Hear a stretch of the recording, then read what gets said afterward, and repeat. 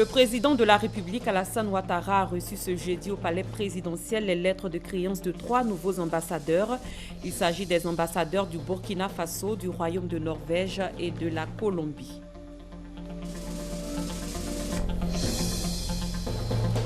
Kigali est une ville propre avec ses routes bitumées et ses rues salubres. Comment la capitale rwandaise a-t-elle réalisé cet exploit? Nous tenterons de répondre à cette question dans ce journal.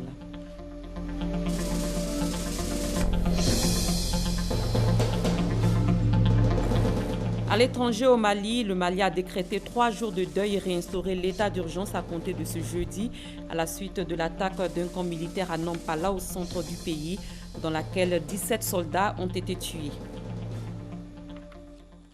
Bonsoir et bienvenue. 3 nouveaux ambassadeurs accrédités en Côte d'Ivoire ont remis aujourd'hui leur lettre de créance au président de la République. Il s'agit des ambassadeurs du Burkina Faso, de la Norvège et de la Colombie. On fait le point de la cérémonie qui s'est tenue au palais présidentiel avec Mahama Traoré et Awa Touré. Un geste de plus pour redonner à l'axe Yamoussoukro-Ouagadougou sa vigueur d'antan.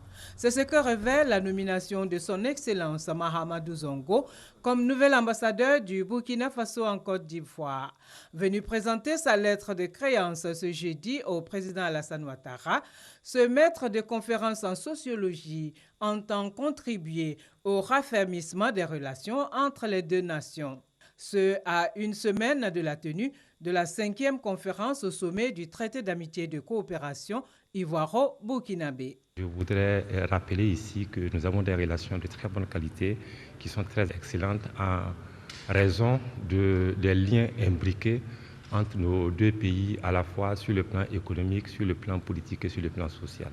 Entrée en fonction également pour son Excellence Ege Hersberg, nouvelle ambassadrice désignée du Royaume de Norvège en Côte d'Ivoire. Un royaume qui entretient des relations diplomatiques avec la Côte d'Ivoire depuis 1964.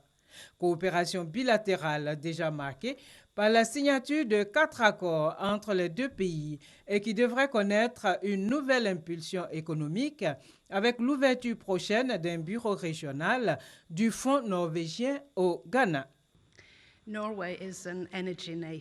Comme vous le savez, la Norvège joue un rôle important au niveau énergétique. Nous sommes dans le domaine de l'énergie solaire, dans l'hydroélectricité, dans tous les domaines concernant aussi le pétrole, le gaz. Donc je sais qu'il y a un grand nombre d'investisseurs norvégiens qui voudraient investir ici en Côte d'Ivoire dans ces divers domaines que j'ai cités.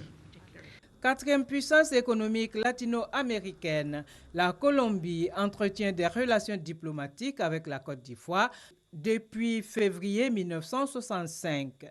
Toutefois, cette coopération connaît un faible niveau de développement et Claudia Turbey Quintero, nouvelle ambassadrice désignée de la République colombienne en Côte d'Ivoire avec résidence au Ghana, annonce la volonté de son pays de la booster. La Colombie est une bonne amie de la Côte d'Ivoire en matière politique multilatérale, mais c'est la première fois que nous sommes ici comme diplomatiques, comme ambassadeurs. Donc, nous avons déjà étudié possibilités pour la coopération entre les deux pays et nous avons trouvé. Et nous avons déjà commencé avec quelques matières. Par exemple, les matières éducatives. Et nous sommes prêts pour commencer dans la construction d'une université avec quelques spécialisations. Aussi, nous avons vu la coopération dans les matières agricoles, dans les matières politiques et dans les matières commerciales. Après la présentation de leur lettre de créance, les 3 nouveaux diplomates accrédités en Côte d'Ivoire ont chacun reçu les honneurs d'un détachement de la garde républicaine. Après le palais présidentiel, rendons-nous à l'hémicycle avec une invitation à se rendre dans la Mée. Elle a été adressée par les chefs traditionnels de cette région au président de l'Assemblée nationale. Guillaume Kigbafori Soro les a reçus dans les locaux du Parlement. Abou Sanougou. Rotonde de l'Assemblée nationale.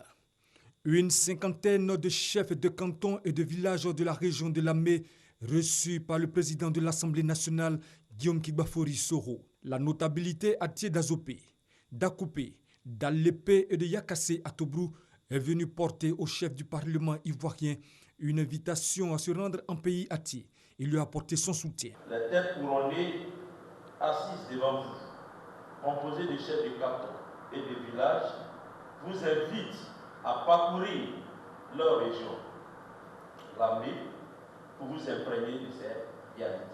En retour, le président de l'Assemblée nationale, Guillaume Kigbafori Soro, a accédé à l'invitation de la chefferie traditionnelle de la région de Lamé. Je ne peux que vous dire mon accord total pour venir dans Lamé. Tant que nous serons dans cette disposition de travailler dans l'intérêt supérieur de la nation, c'est sans hésitation que je vous dis tout de suite que vous pouvez compter sur moi.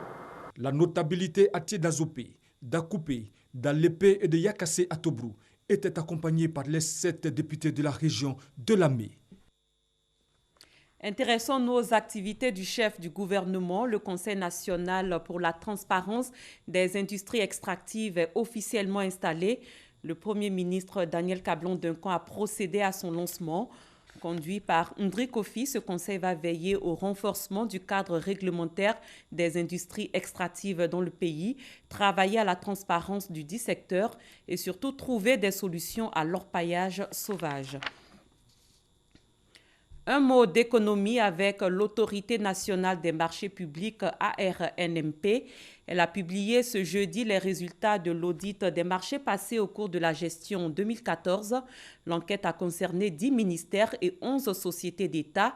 Sur un échantillon de 150 marchés, 58% ont été passés avec des procédures irrégulières. Alvorassa.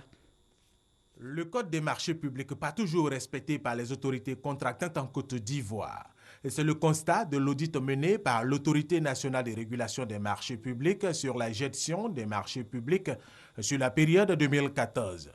Sur un échantillon de 150, 87 marchés, soit 58%, ont été passés avec des procédures irrégulières. Des irrégularités de procédures constatées auprès de 19 autorités contractantes, ministères et sociétés d'État, sur un total de 21 audités. Pour améliorer le système, la NRNP a formulé des recommandations à l'endroit des autorités contractantes. D'abord, le problème d'archivage. Vu que quand on audite, un audit se fait sur papier, sur document. S'il n'y a pas de document, on ne peut pas auditer. Et donc, le problème de l'arrêté interministériel sur l'archivage a été mis en exergue.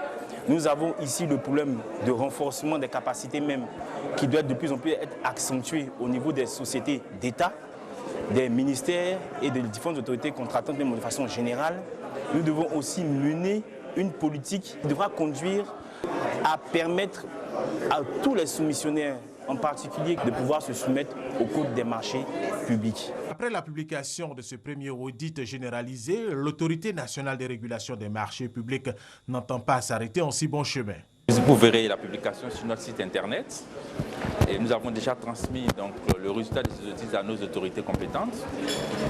Troisième étape, c'est de faire une matrice de suivi de nos recommandations pour que ça ne tombe pas dans l'oubli et que peut-être dans 6 mois, dans 1 an, nous puissions faire un bilan de savoir quelles sont les recommandations qui ont été suivies. Les autres chiffres de l'audit font état de 32% de procédures régulières et 10% de marchés passés non archivés. Toujours en économie, un séminaire de sensibilisation aux méfaits de la fraude fiscale se tient ici en Côte d'Ivoire. Diverses administrations et organismes intervenant dans le processus d'amélioration de la transparence fiscale y participent. Les fraudes fiscales font perdre aux pays africains plus de 50 milliards de dollars par an. 22 pays, dont la Côte d'Ivoire, sont devenus membres du Forum mondial sur la transparence et l'échange de renseignements à des fins fiscales. La Côte d'Ivoire occupe la 125e place en tant que membre du Forum depuis seulement 2015. Le pays bénéficie d'un programme d'accompagnement en vue de s'engager pleinement dans les travaux du Forum mondial et tirer profit des avancées enregistrées ces dernières années en matière de lutte contre la fraude et l'évasion fiscale. Parlons justice à présent avec le procès de Simone Gbagbo. Pour cette journée, des témoins à charge se sont succédés à la barre. Gabriel Zani.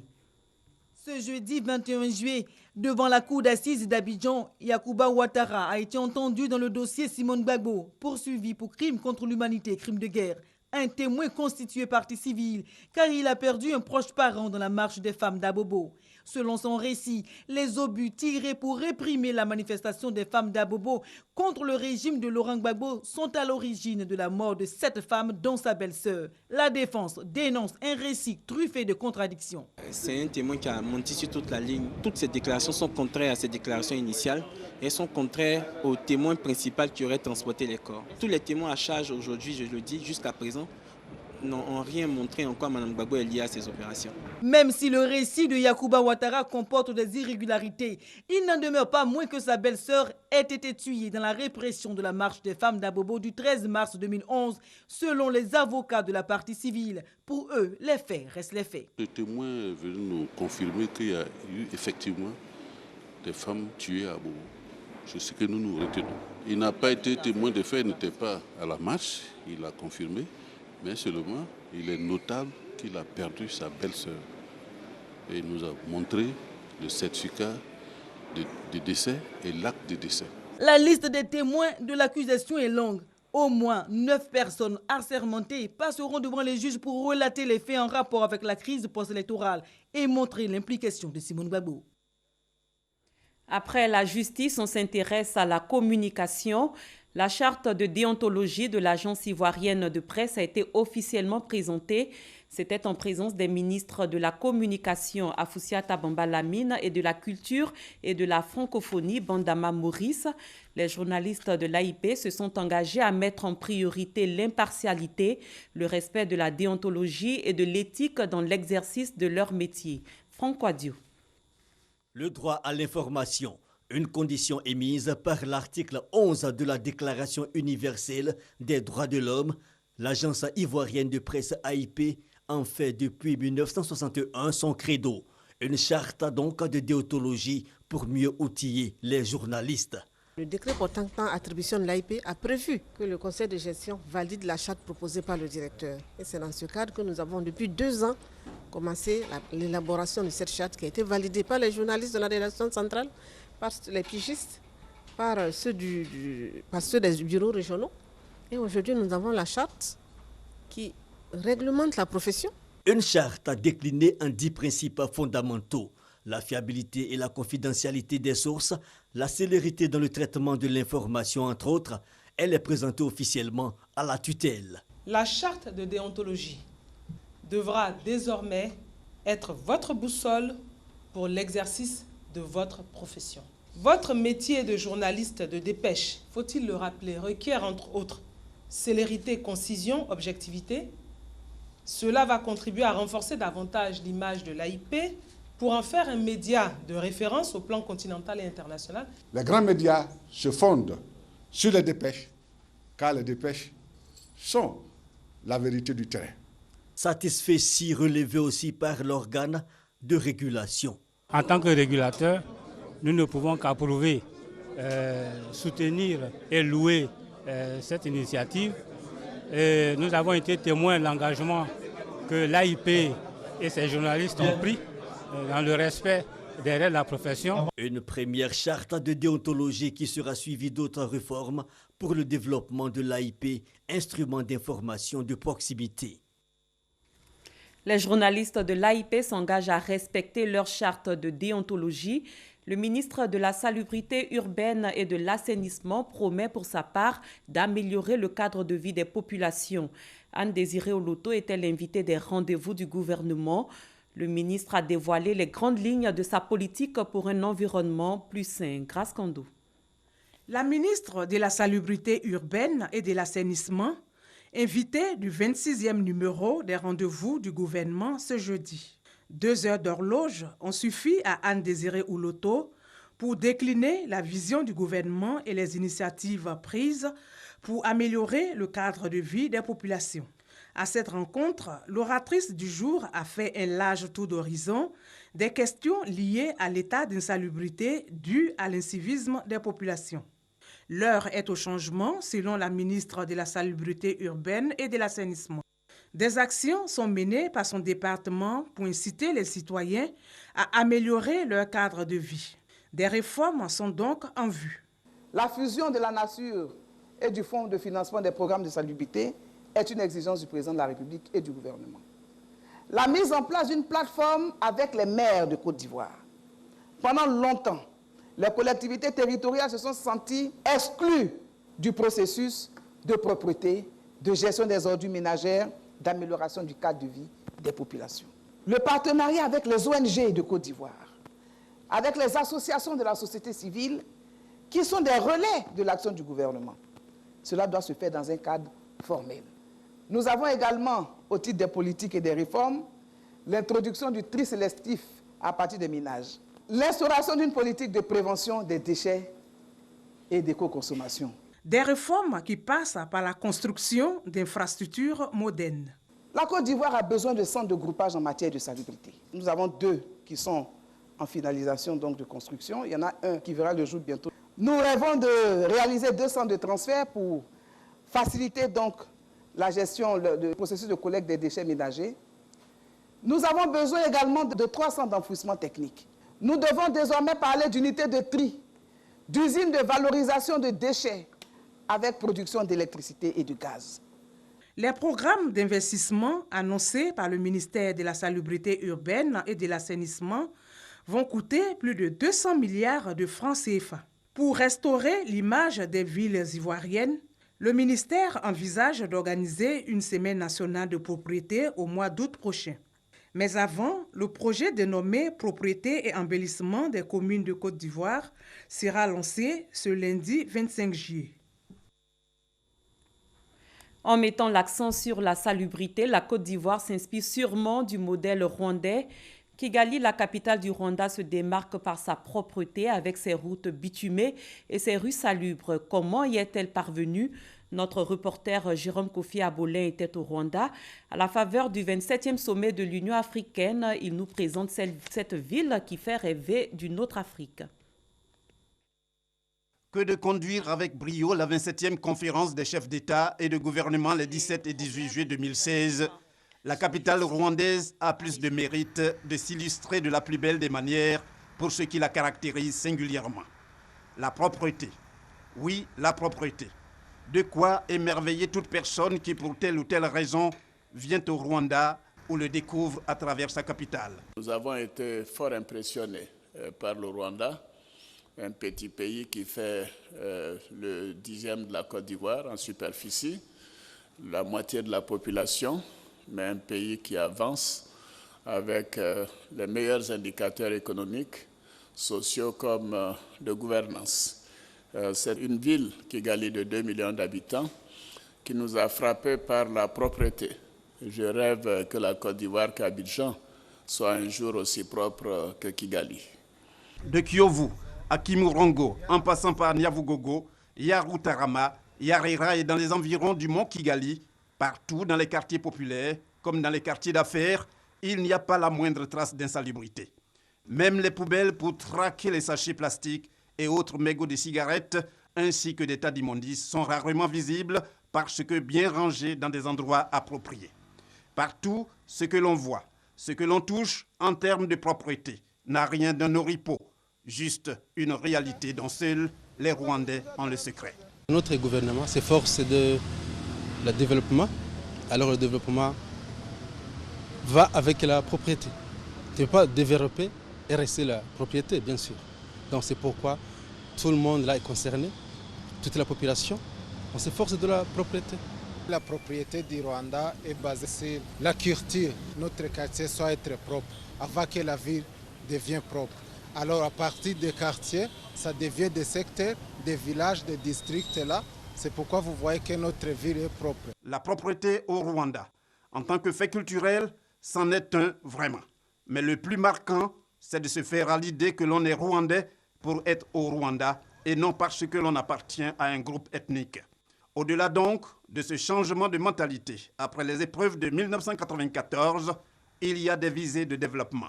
Dès lors, on se doute fort bien que le Rwanda n'ayant pas de matières premières suffisantes, de façade maritime, pour le président Paul Kagame, Il n'y a que cela comme atout majeur pour attirer les investisseurs en vue d'un développement durable. Donc, de Kigali, avec le président Paul Kagame pour un changement de mentalité après des moments difficiles, au Rwanda, à Abidjan, on ne risque rien de dire que le président Alassane Ouattara, après la crise post-électorale de 2010, a raison trop tôt pour parler comme l'autre de dire qu'il faut à la Côte d'Ivoire un Ivoirien nouveau pour son développement. Retour en Côte d'Ivoire, précisément à Lakota, pour nous pencher cette fois sur la politique. Le Rassemblement des Républicains sensibilise les populations à une participation massive à la révision de la liste électorale. Ce processus prend fin le 24 juillet prochain. Le secrétaire départemental RDR de Lakota est revenu à cette occasion sur le référendum constitutionnel et les législatives. Abou Sanougou. Révision de la liste électorale, le départemental RDR de Lakota sensibilise. Processus important pour faire passer une promesse de campagne. Le projet de constitution soumis bientôt à référendum. Il a en main un document cadre à expliquer aux militants. Il s'agit de mobiliser et de sensibiliser nos militants à aller s'inscrire sur le listing électoral en vue des préparatifs du référendum. Là également, nous avons présenté l'enjeu que représente le référendum pour notre parti. C'est vrai que le texte n'est pas encore prêt, mais il n'empêche que nous sensibilisons nos militants. Autre enjeu, les législatives. Le RDS s'y prépare déjà. Avec 50% de sièges à l'Assemblée nationale, le parti veut aller au-delà de ses performances. Au pire des cas, consolider son résultat de 2011. Nous avons mis à la disposition des militants les documents qu'il faut pour faire acte de candidature avec des délais bien précis. Donc nous avons partagé l'information avec tout le monde, avec toutes les populations. Nous voulons être transparents. Ce sont ces informations-là que nous avons partagées. Débutée le 23 juin dernier, la révision de la liste électorale s'achève le 24 juillet prochain. Ne sont concernés par cette opération que des personnes majeures non inscrites sur la liste de 2015 ou celles qui ont atteint 18 ans révolus au 31 mars 2016. Pour l'heure, ce sont environ 130 000 personnes qui se sont faites enrôler au plan national. Cette tournée du RDR coïncide avec les vacances scolaires qui s'installent après 9 mois de cours. Si certains élèves savourent ces moments de repos et de détente, d'autres suivent des cours pour renforcer ce qu'ils ont appris au cours de l'année écoulée. Mais quelle est la réelle attitude à adopter? Les parents devraient-ils laisser leurs enfants profiter tout simplement des vacances ou au contraire devraient-ils leur faire suivre des cours? Cours de vacances, quelle utilité? Juliette Ouéa nous édifie sur ces questions. Fini les 9 mois de cours assidus. Fini également le stress des examens de fin d'année à grand tirage. Les grandes vacances 2016 commencent en Côte d'Ivoire. Et déjà, certains établissements scolaires préparent les cours de vacances. Objectif, occuper sainement l'apprenant et lui permettre de rester en contact avec l'école. Mais chez les parents d'élèves, les avis divergent. Je opte pour les cours de vacances. Ça permet à l'enfant de renforcer un peu les acquis qu'il a reçus dans la classe antérieure. Il est vraiment important que l'enfant fasse des cours de vacances pour les 4 semaines avant la rentrée. C'est mieux que les enfants qui reposent pendant la vacance, en attendant que les parents trouvent le moyen pour préparer aussi la rentrée scolaire. Parce qu'après une longue année d'études, en tout cas pour les enfants qui ont passé le temps à étudier, je pense qu'il vaut mieux qu'ils se reposent. Au ministère de l'Éducation nationale et de l'enseignement technique, on recommande fermement les cours de vacances. Les vacances sont faites pour se reposer, mais il faut dire aussi que qui n'apprend pas désapprend, on le dit souvent. Alors les vacances doivent être subdivisées en plusieurs périodes. Il y a des vacances de loisirs qui doivent être effectives au niveau des enfants. Mais il y a également le fait qu'il faut habituer les enfants ou bien leur donner l'envie d'aller sereinement à la nouvelle année scolaire. Donc voilà pourquoi est-ce que les cours de vacances ont une certaine utilité. Ces cours doivent être des cours de soutien et non des cours non, une anticipation. C'est-à-dire, qu'est-ce que j'appelle des cours de soutien? C'est des cours pour revoir en fait le programme déjà déjà fait, voilà, au cours de l'année. Revoir les points ou les parties du programme qui n'ont pas vraiment, qui ont été difficiles pour l'enfant. Ces cours de vacances peuvent surtout être administrés aux enfants en difficulté d'apprentissage. C'est surtout pour eux qu'on pourrait organiser ces cours, ou qui n'ont pas une excellence dans le niveau scolaire. En Côte d'Ivoire, les cours de vacances débutent dès le mois d'août. Environ 4 semaines pour préparer activement la nouvelle année académique 2016-2017. À l'étranger, le Mali a décrété 3 jours de deuil et réinstauré l'état d'urgence à compter de ce jeudi. Décision prise à la suite de l'attaque d'un camp militaire à Nampala, dans le centre du pays, dans laquelle 17 soldats ont été tués. Après l'attaque meurtrière de la caserne à Nampala au Mali qui a fait 17 morts, un deuil de 3 jours est décrété sur tout le territoire national. Pour rendre hommage aux militaires disparus, Ibrahim Boubacar Keïta se rendra à Ségou, à 240 km au nord de Bamako, capitale du Mali. Sur place, il y aura aussi une visite aux militaires blessés ou hospitalisés. Un nouvel état d'urgence est institué pour 10 jours. Cette mesure doit permettre d'engager de rapides procédures sur tout le territoire afin d'assurer la sécurité des biens et des personnes. Sur le terrain, un calme précaire règne à Nampala. En France, une semaine après la tuerie de la promenade des Anglais à Nice, le Parlement a validé une 4e prolongation de l'état d'urgence jusqu'à fin janvier 2017. Cette prolongation est la 4e depuis l'instauration de l'état d'urgence par le président François Hollande au lendemain des attentats de novembre 2015. Nouvelle réforme française. Après 7h30 de débat, les députés réunis à l'Assemblée nationale ont voté la prolongation de l'état d'urgence 6 jours après l'attentat de Nice qui a fait 84 morts et 300 blessés. Prolongation portée à 6 mois au lieu des 3 proposés initialement par le gouvernement. Votée à 489 voix pour, 26 contre et 4 abstentions, elle est la 4e depuis l'instauration de l'état d'urgence en novembre 2015.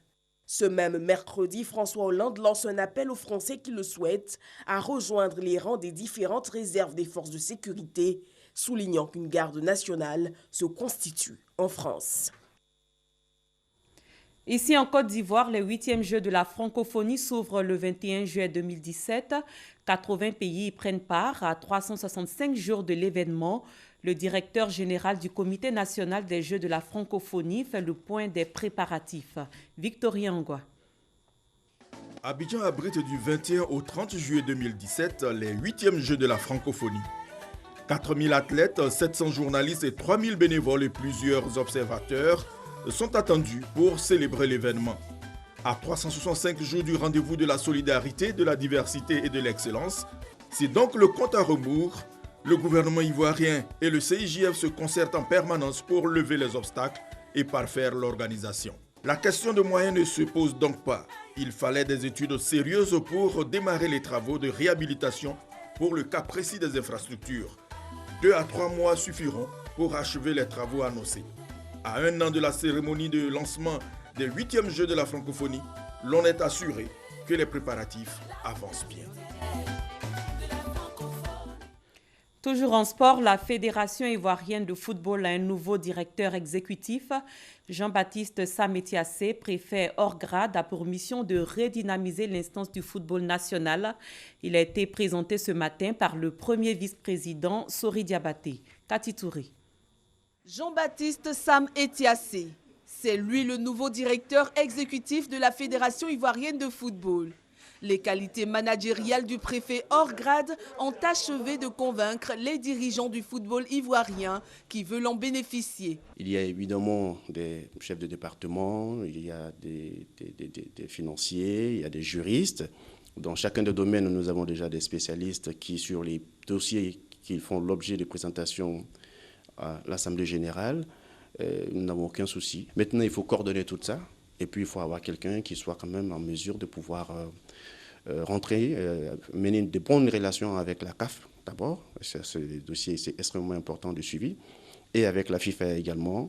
Et nous avons pensé que M. Sametiassi était la personne indiquée. Un défi nettement à la portée de cet administrateur chevronné. Vu le niveau du football ivoirien, au plan mondial, au plan africain, il fallait une administration forte, avec des réformes que nous allons nous atteler à faire, mettre des hommes de valeur, des hommes disponibles pour essayer de booster un peu l'administration de la FIF. Le gouverneur a été présenté officiellement au personnel de la Maison de Verre par Sori Diabaté, qui n'a pas oublié de rendre hommage à ses prédécesseurs. L'ex-préfet du département d'Abidjan n'est pas un inconnu dans le milieu du ballon rond. Il a notamment évolué à l'AUC, à l'Agnébi-Sport d'Agboville et même en sélection nationale à l'époque de Feu Rabé Zéphirin. Il a également assumé les rôles de dirigeant de l'AS Binava de Toumoudi, l'AS Divo et l'Agnébi-Sport d'Agboville. Profitant de l'Assemblée, Sori Diabaté a tenu à recadrer les agents de la FIF en précisant qu'avec le DEX Sam Etiassé, le sérieux dans le travail n'est pas une option. Fin de cette édition, merci de l'avoir suivi. Très bonne fin de soirée.